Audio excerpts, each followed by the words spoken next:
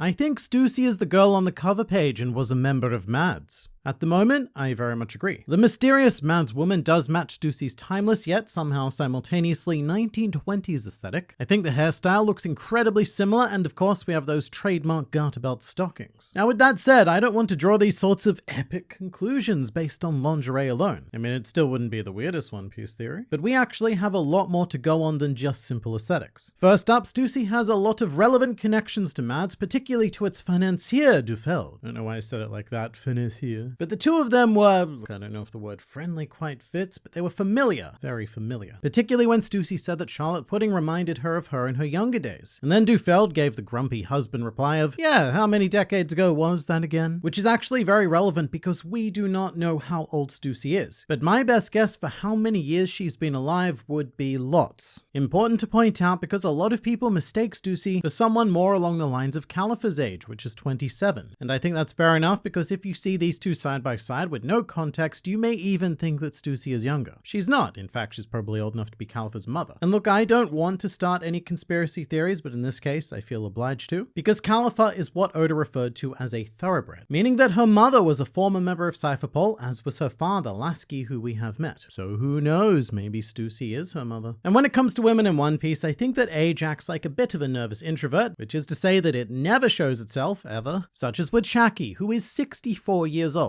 But looking at the other Mads members, Caesar is the youngest, having spent 40 years subjecting this world to his presence. Meanwhile, both Queen and Judge are exactly 56, which I find wild. I mean, what are the odds that not only they have the exact same age, but that age is Luffy's trademark number? It's weird. So I think it's very possible that Stussy was sent to infiltrate Mads as a Cypherpole member, because this organization had nothing to do with the world government. And eventually they were arrested, or at the very least Vegapunk was arrested, and that's how he started working for the world government, because they were all like, you will science for us, otherwise your next experiment will be what happens when this bullet enters your shockingly thick brain. That is big. I mean, I don't think you can say this about most brains, but Vegapunk's head is definitely a double C style of thick. But that also explains why Stussy would have been to Egghead Island, and also how she actually understands how it functions, because she may very well have a solid background in science and or engineering. But if this were true, then I think the absolutely amazing thing is watching this Mads flashback play out at the same time as our Mads reunions are happening, with Caesar and Judge escaping Whole Cake Island together, as well as Stussy and Vegapunk on Egghead after the Straw Hats have just finished dealing with Queen on Wano. And much like Queen, it all feels very well-rounded. Although looking at Queen in his Mads days, holy crap. This Chonkasaur was not lying when he said that if he were thin, he'd be too popular, because he is stacked like an IKEA flat pack, very efficiently and aesthetically pleasingly. He actually kind of reminds me of a young Gecko Moria. They both have that sort of rough punk vibe happening. Meanwhile, I have to say that the reverse is true of Vinsmoke Judge, because damn did he do one hell of a glow up in retrospect, because the unfortunate truth here is that he looks a lot more like fake Sanji than he does the real Sanji. So no wonder that Sora's body was tired to the point of death after giving birth, because it was her genes that were doing all of the heavy lifting in this here scenario. Now, something that you may overlook is that this is the first time we get to see Judge's eyebrows, and they're not the trademark Vinsmoke swirl, which may lend some credibility to a very old theory that Sanji's eyebrows are actually caused by the same power that makes the devil fruit swirls, because his mother didn't have those swirly eyebrows either. And the more we learn about Vegapunk's implementation of Paramecia powers, it seems very likely that Judge used his own version of this to manipulate the lineage factors of his children in a similar manner to devil fruits. And maybe the swirly eyebrow is just a side effect of that, like a teeny tiny hint of devil fruit power. Not enough to lose the ability to swim, but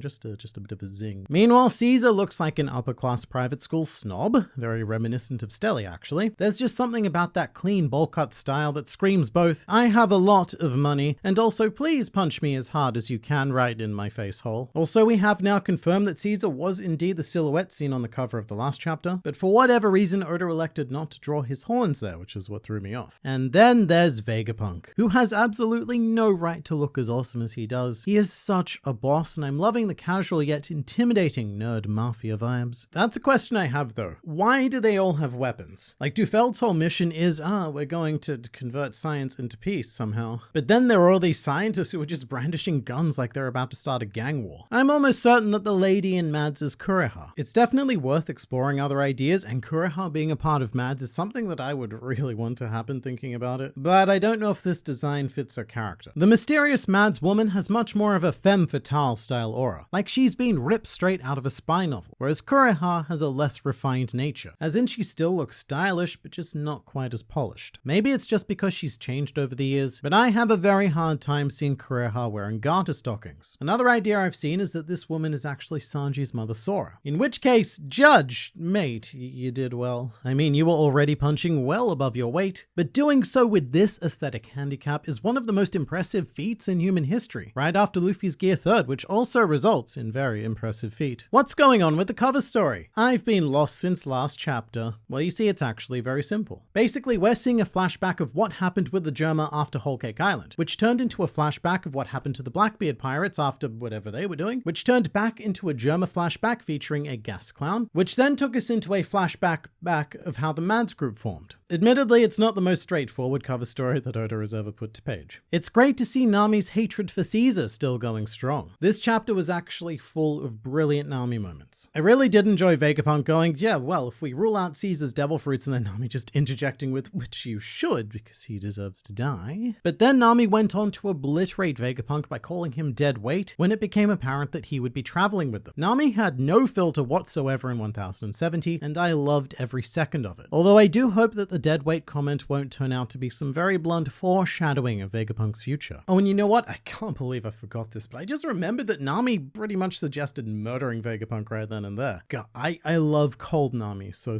much. And we don't get to see that often. It's usually like the over-the-top scared or angry Nami. Back to Caesar though, Nami's hatred is quite understandable. Not just because of what Caesar has done, but because Nami is in the very unfortunate position of being the crew member to have spent the most time with him. As soon as Punk Hazard was over, Nami was practically chained to Caesar. Going with him all the way to Zoe and then seeing him again on Whole Cake Island is just like, More than anything else, she is just over being around Caesar. Luffy's Gear 5th moves are named after Dawn, which is very appropriate. Yes, this is something I need to highlight. So in the official translation, Luffy's attacks do use the word dawn. Very appropriate because of the whole sun god thing, but it's actually a lot deeper than that. In Japanese, the attack names are pronounced as don, which you may recognize as that dramatic sound effect that appears a lot with big reveals or cliffhangers, because it is the dramatic effect of drums. So don is a drum beat, but also don in Japanese sounds like the English word dawn. So what's happening here is like a triple bilingual pun. Luffy doing don as an attack, referencing the fun sound effect, but also referencing the drums of liberation and of course the general dawnness of what he represents. It's one of those things where you don't really get the full effect by just reading the English translation because it is so thoroughly entrenched in Japanese, and it makes me feel very fortunate that I know so many people who can just convey that to me, because my Japanese is very totemo hidoi. So this chapter confirms Frankie and Senor Pink's drink at the bar, right?